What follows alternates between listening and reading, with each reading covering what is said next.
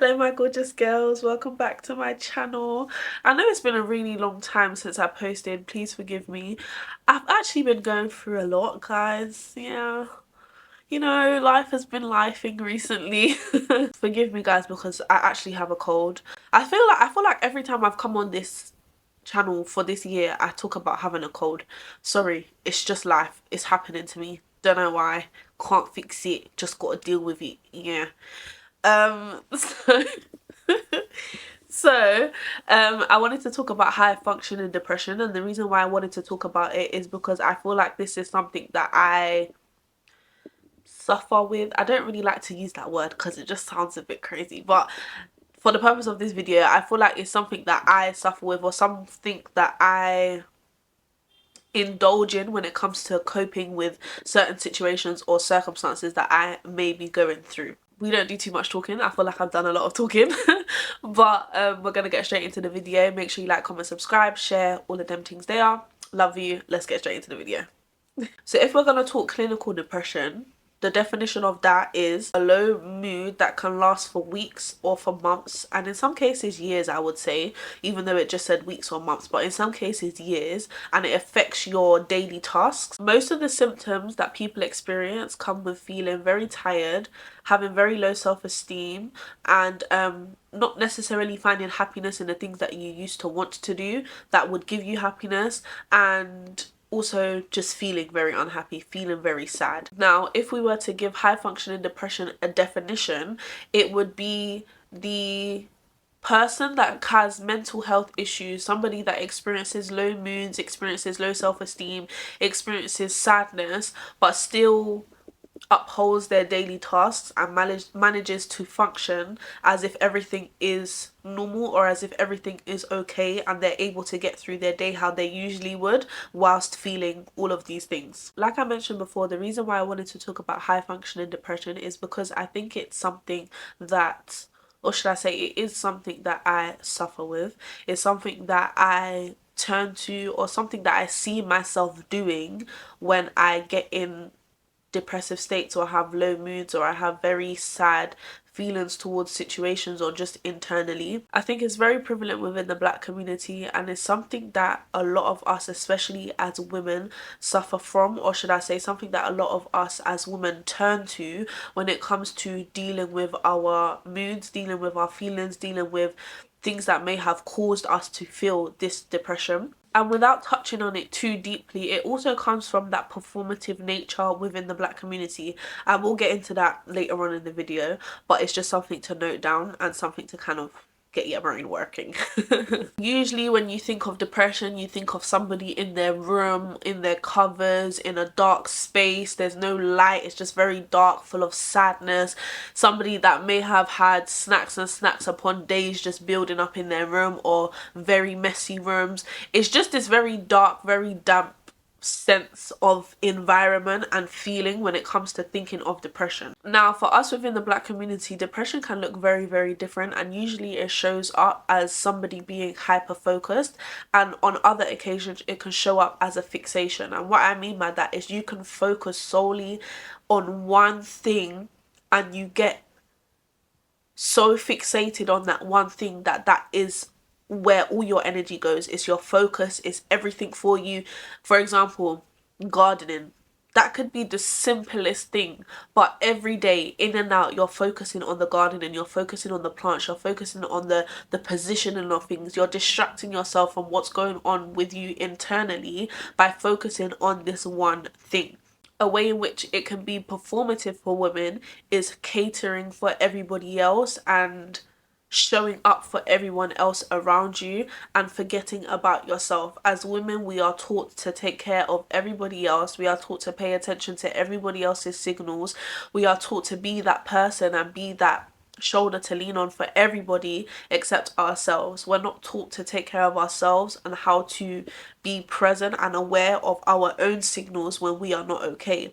And in the moments where you may feel sad, in the moments where you may feel sadness, or you may feel like you're not in the best of moods, you might feel low self-esteem, you might feel guilty, you might feel very tired, instead of you to take time to kind of process what you're feeling and where those feelings are coming from, and giving yourself the time to rest, what you do is you fixate on catering to other people. You distract yourself by catering to the needs of the people around you, being a mother, being a wife, being a friend, being a girlfriend, whatever it may be. You focus on being there for other people because that makes you forget what it is that's going on with yourself, and it gives you the chance to kind of focus on what may be going on with somebody else and be that teacher, not teacher, be that healer and be that therapist for other people and not be that for yourself. You show up for everybody in a way that you know they will receive whilst neglecting yourself in the process. If you were to ask me where depression stems from, I would usually say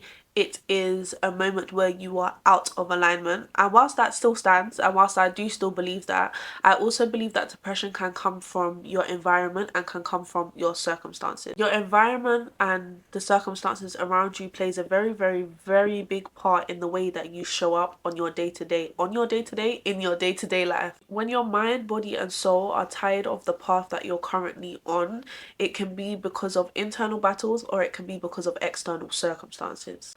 There's this saying that goes, pay no mind to the things that are outside of your control.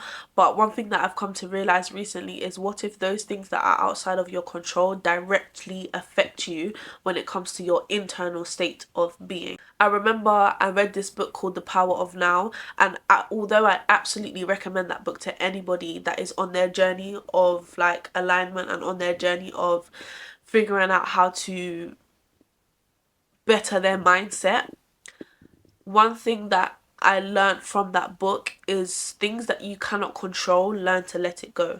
And although I do agree with that, there's also another side to that, in a sense where the things that you cannot control can directly affect you as a person and your internal sense of being. I feel like instead of it being pay no mind to the things that you can't control, it's understanding the things that you cannot control, you can't control. Yes, we understand that, we know that, but then you have to get to the point where, how can you stop this thing that you have no control of affecting your internal state? And I think that's something I've been learning or trying to balance recently, is understanding that I may not have control of my environment as of now, and I may not have control over the circumstances that I am in as of now, but what I do have control over is how I pay attention to myself, how I nurture myself, how I love myself, and how I show up for myself, and how I show up for the ways in which I feel. And that can be very hard for me. I'm realizing it's not as easy as I would think it is. I think for me it's a thing where it's easier to see the bright side, and it's easier to kind of make sense of things logically than to just sit and say, this is how I feel and I'm well within my rights to feel this. And I think that's something I'm kind of learning to balance as the days go by. I do want to touch on symptoms of depression, but I also want to touch on how we mask those symptoms daily, especially within the Black community, especially as women. We do it all the time, put on a show for everybody, and I want to talk about how we do that. A lot of the symptoms of depression, or should I say the symptoms of depression, can be fatigue, can be a change in appetite, or a change in your weight. It can also be very poor concentration, guilt or low self-esteem, being very irritable, or having a lack of motivation. These symptoms can be masked on a day-to-day basis, day in and day out, and I'm going to give you a few ways in which it can, including one that I noticed that I do myself upon doing research. And I want you guys to see which ones you kind of identify with, if you do, or if there's anybody else around you that can identify, or that you see identifies with these masking techniques, and comment it down below. One of them being as simple as socializing, as simple as being interactive, because this is something that keeps your schedule busy. It keeps you busy, and it keeps you out of the loop when it comes to your internal state, and it keeps you in the loop when it comes to your external environment and when it comes to catering to other people. Another one of them being substance abuse, and that comes with the alcohol and the drugs. I think a lot of us within this generation, I would say, a lot of young people, I would say aging from the ranges of 15 upwards. I don't want to put a cap on how old you can be when it comes to substance abuse, but you can also be very young as well. You can be younger than 50, but you guys kind of get the point. Within our generation, I feel like a lot of people are turning to alcohol, a lot of people are turning to drugs, and it's become this thing that is very normal.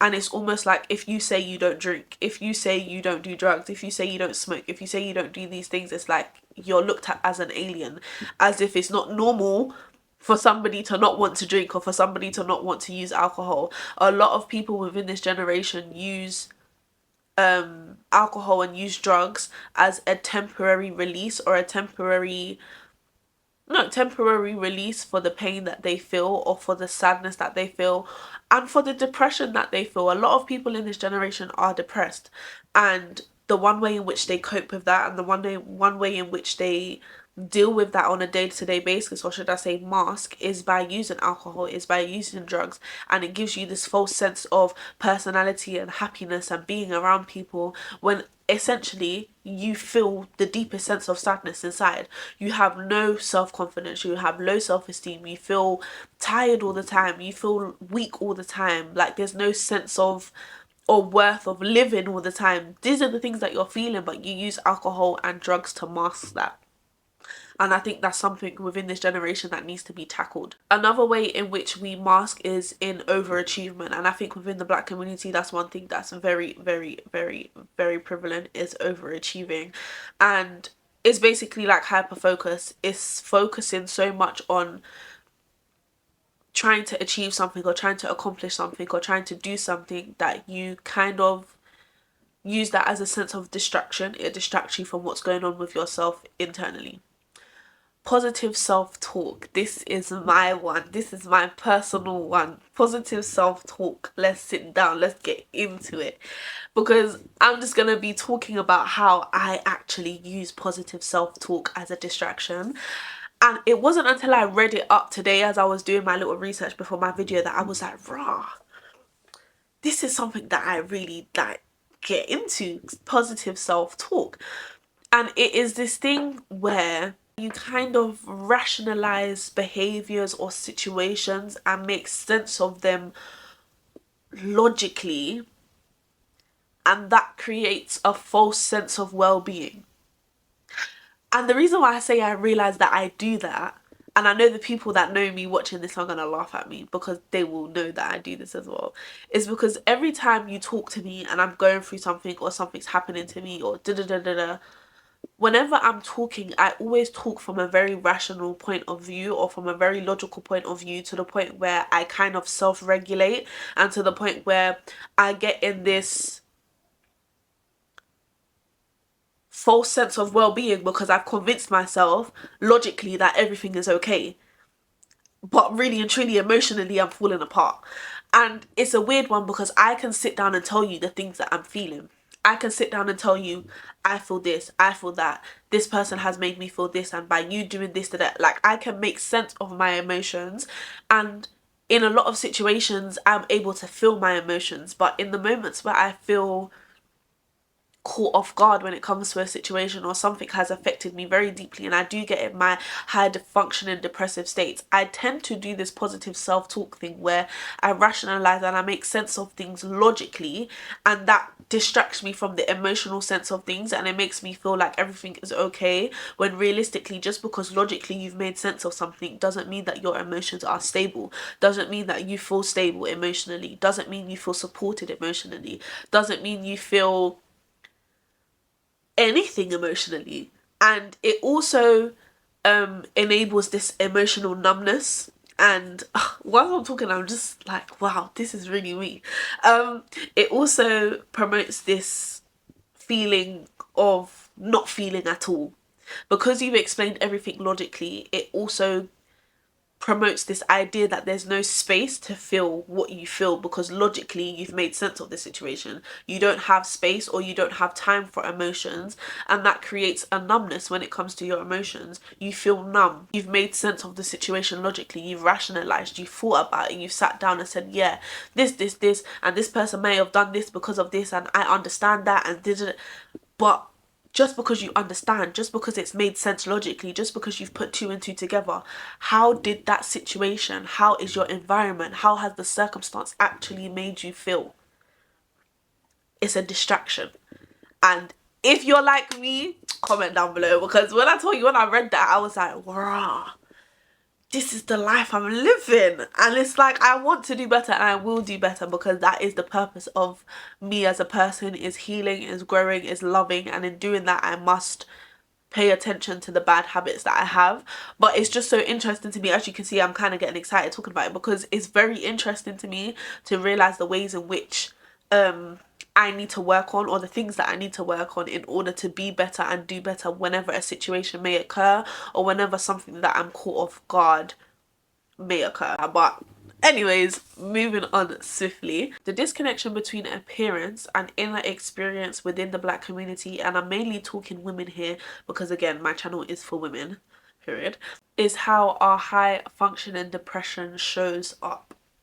Let me explain. Like I mentioned before, or like I've mentioned a few times before, within the Black community we have a performative nature, and I think within women as well we have a very high performative nature. The well-being of a woman dictates the emotional stability of a being.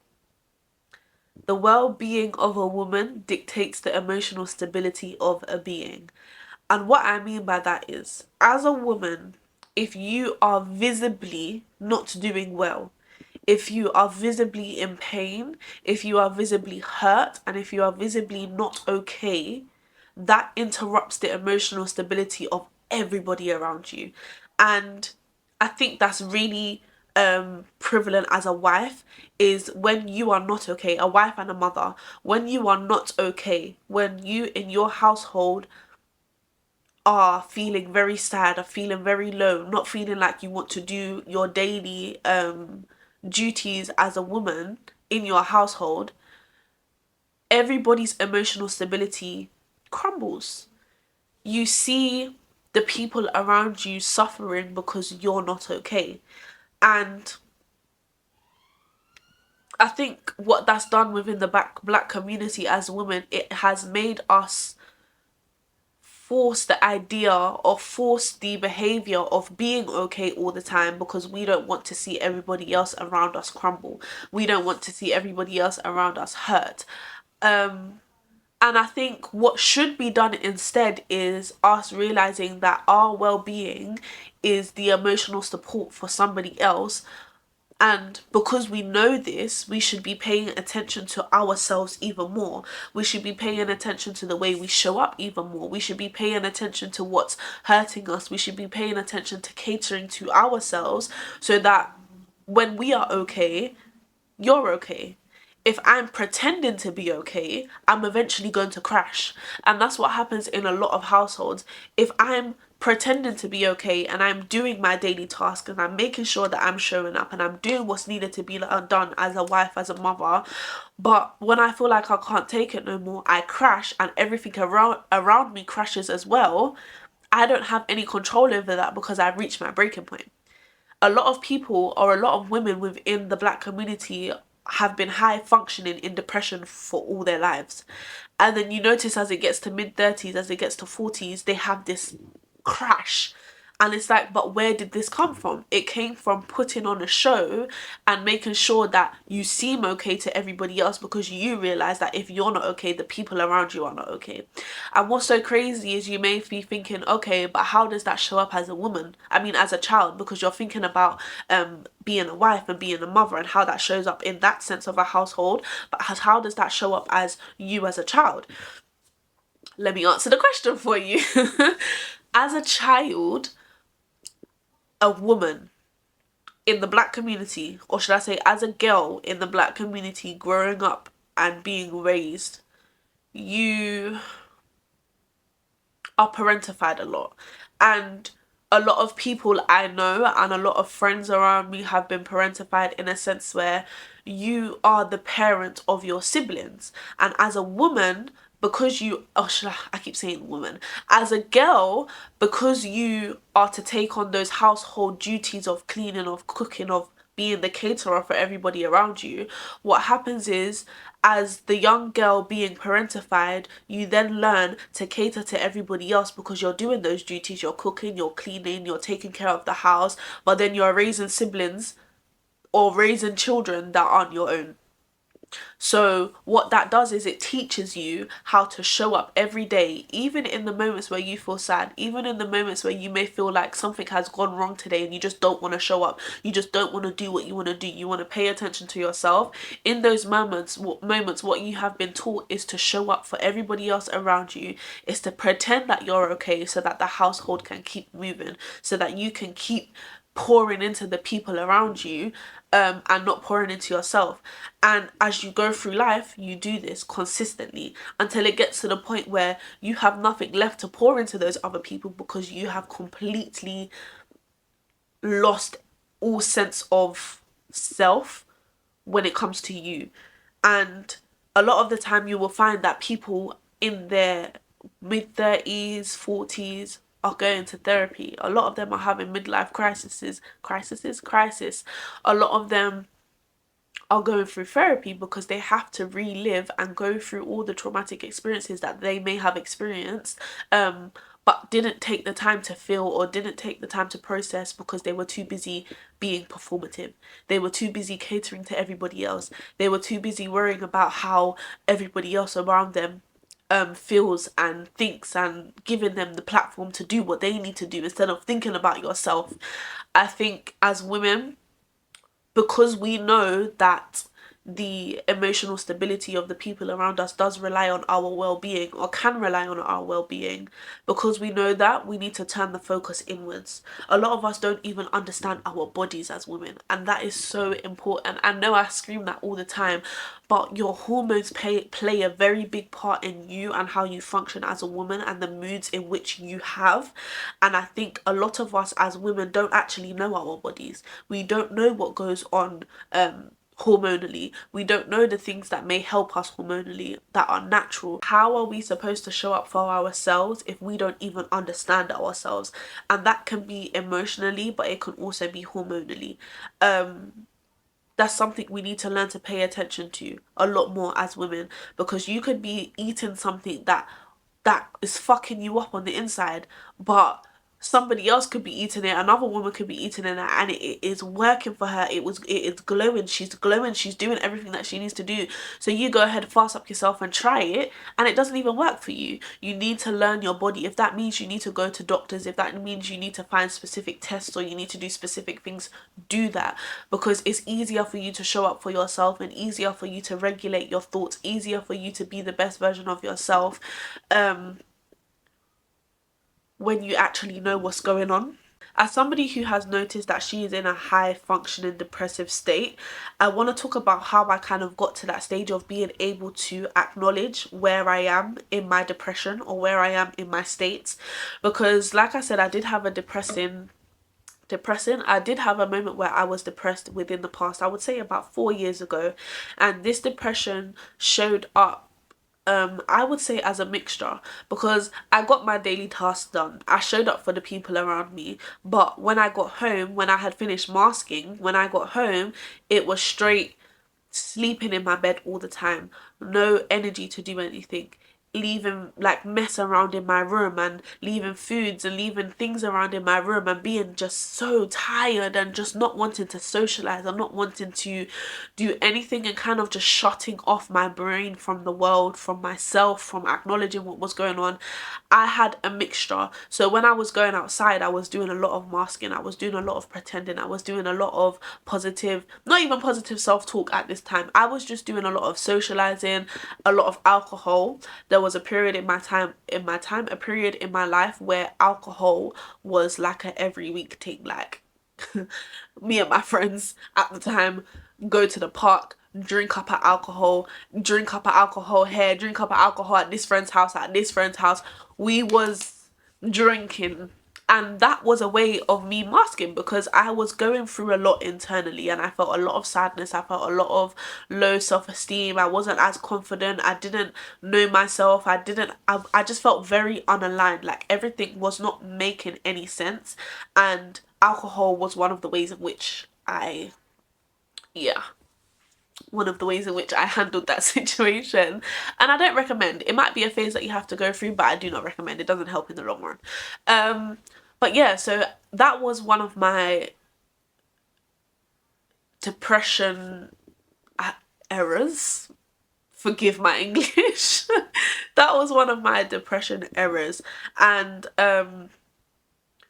I think as I've gone on this journey within the last year or two of like learning about myself and learning who I am and strengthening my mindset and not allowing my emotions to dictate me and dictate how I behave and how I show up, I have had a recent situation that has kind of just thrown me off guard and has kind of, like, you know when you just don't expect something to happen and it happens and it throws everything off guard, it throws everything off in your life. I realized that high functioning depression was something that was familiar to me, let's put it like that.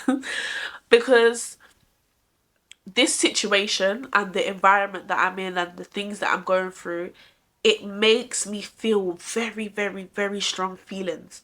And those feelings are not nice feelings to feel. It's sadness, it's pain, it's confusion. There's a lot of feelings that come with the situation that I am currently going through.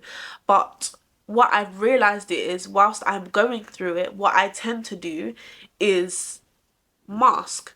And I tend to function as if everything is okay throughout the moments where I feel like everything is falling apart.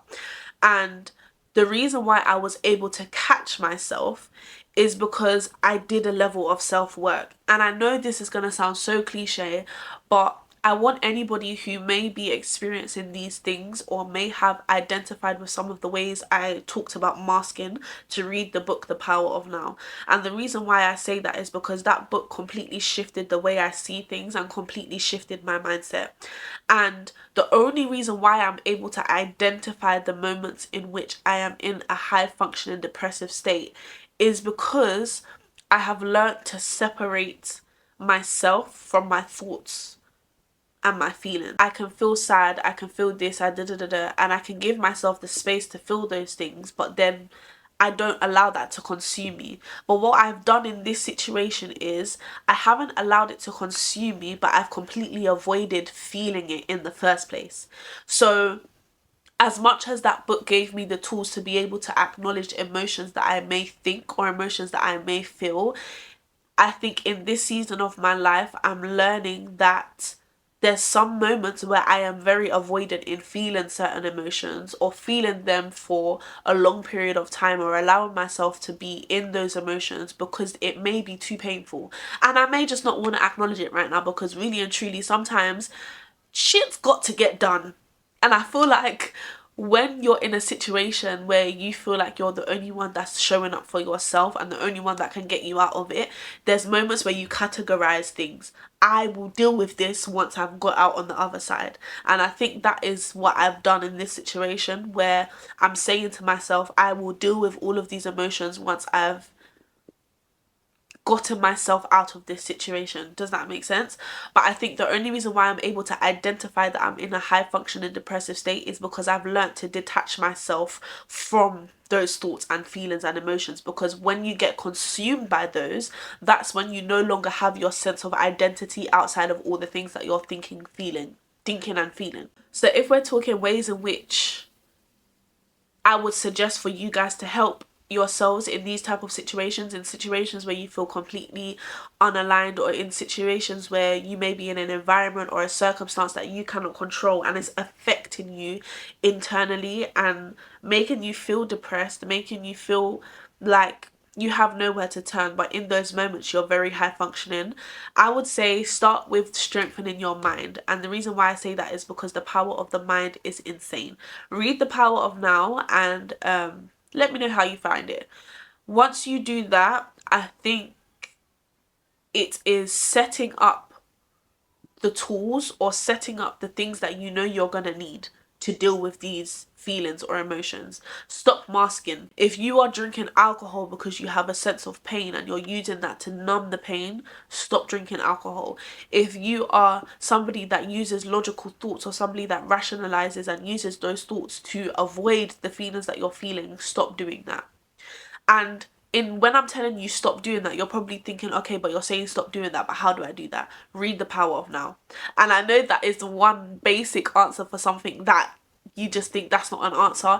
It's an answer. That book literally explains everything that I've learned in terms of allowing myself to stop doing something and noticing when I am doing something and not being consumed by my emotions, not being consumed. I promise you, just read the book. Just read the book. Just read the book. If there's any advice I would give, just read the book. Read it. Use videos like this to understand ways in which you mask. And once you realize ways in which you mask, okay, why do I mask? If I wake up today and I've gone out and I've realized I didn't want to go out, I was feeling this feeling of sadness and I got up and I went out to socialize with a friend. What were the feelings? Why did you feel what you felt? Where did it stem from? Write it all down. When you go through the process of understanding or going within yourself to understand where things come from, you're then able to work backwards. You're able to work from that point and heal from that point, because everything is healing. I'm so sorry, like, hate me, love me, but everything is healing, everything is understanding, everything is growth. That is what life is about. And the moment when you realize you need to go inwards to understand where those feelings come from, you'll be okay. Once you realize you're masking, why did I do that? Where did it come from? How can I work through this the next time I go through it? If I know that, let's say a death, like I've experienced a death where my uncle died. When I knew that that death triggered an emotion in me, what would I do? Go out to a friend's house or go and drink. Okay, the next time I feel triggered by that experience and the next time I feel this sadness because of that experience, instead of going to my friend's house or instead of drinking, what am I gonna do? And that depends on you as a person. I might go and take a hot bath, I might go on a walk, I might meditate, I might listen to music, I might draw, I might have I don't know, anything that makes me feel good within myself and anything that allows me to sit within my emotion and sit within myself for that moment and kind of figure out those thoughts and those feelings and kind of just let them be what they're gonna be. Anything that allows you to do that is a sense of self-care, is a sense of not masking and not being so functional in your depression. But yeah, I think strengthening your mindset is the biggest thing. I'm sorry, I don't really know anything else but strengthening your mindset at the moment, because that book literally changed the way I see and the way I move. And the only reason why I can look at myself and say, wow, you are in this high functioning depressive state, is because I shifted my mindset and the way I viewed certain things in life. And I learnt the things that helped me stay in alignment within my journey. When I went on that journey, I learned the things that helped me stay in alignment. And in me learning those things, I always know where to turn to. I always know what to go back on. I always know what it is that I need to do in order to realign myself and in order to ease those feelings of sadness or ease those feelings of low self-esteem or ease the feeling of tiredness. I know where to go because I took that time to learn myself and I took the time to strengthen my mindset.